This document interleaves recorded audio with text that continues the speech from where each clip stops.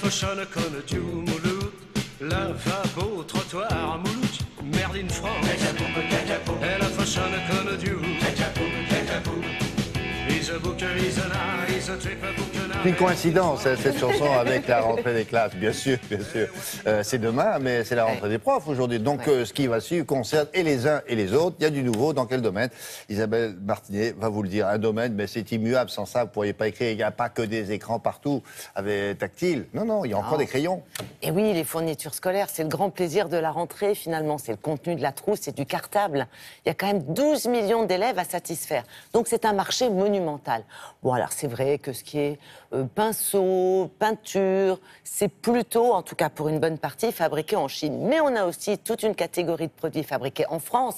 Par exemple, les copies, les feuilles simples, les cahiers, ça se passe plutôt dans les Vosges. Et pas loin de Paris, à Marne-la-Vallée, on a le matériel d'écriture. Et ça, c'est essentiel, parce qu'on essaye, parce qu'il faut que ça soit plus ou moins fin, plus ou moins ceci, plus ou moins cela, que l'institutrice va demander qu'une pointe soit plus fine que celle qui va servir à faire le trait pour souligner le résultat de mathématiques, par exemple.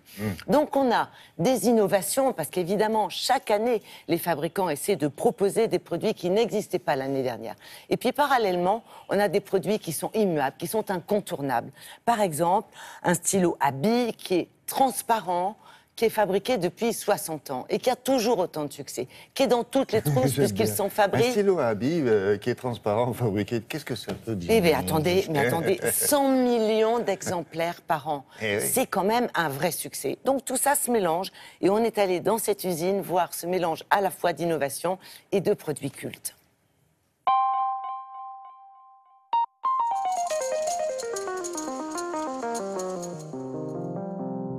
On a travaillé depuis de nombreuses années pour répondre vraiment aux besoins des consommateurs, à ce dont ils ont réellement besoin, mais aussi à ce dont ils ont envie. Donc on a travaillé sur tout ce qui pouvait apporter un peu de fantaisie, des couleurs, des encres. Quelles sont les innovations? Alors les innovations, il y en a plusieurs ici. La première dont je peux vous parler, c'est cette gamme d'apprentissage. Gamme d'apprentissage de l'écriture à partir de 4 ans.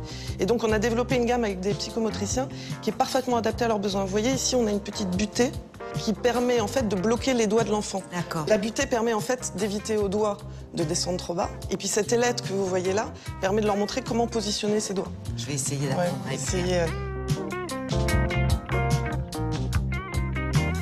Quand on parle de rentrée des classes et de trousse, c'est pas simplement la trousse de l'écolier, c'est aussi la trousse de l'étudiant.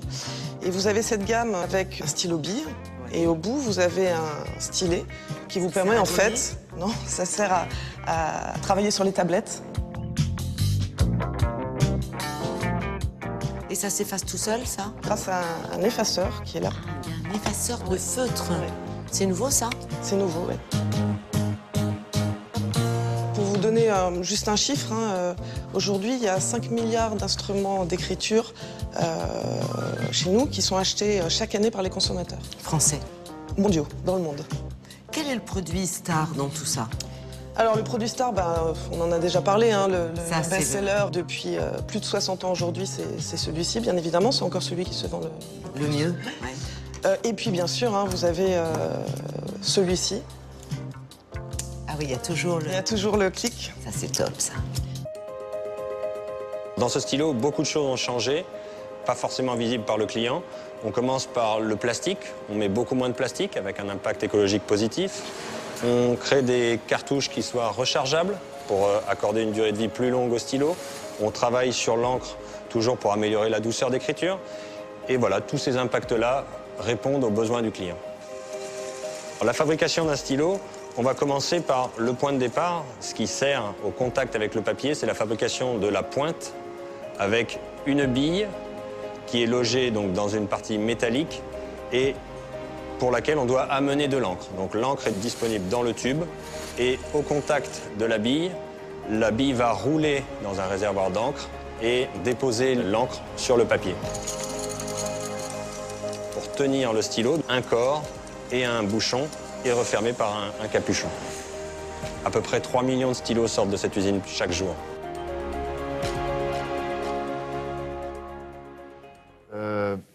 Au témoin d'un doute, dans le petit tube, là, Oui. il est soudé à la... Hélas. Comment, on ne peut pas s'en servir pour On ne faire peut- des sarbacanes? C'est tout le Vous problème. plaisantez, là. C'était la grande déception de ce tournage. On ne peut plus faire de sarbacane, What? hélas. Eh ben, Ouais, il faut- c'est ça. je suis d'accord. Je suis d'accord.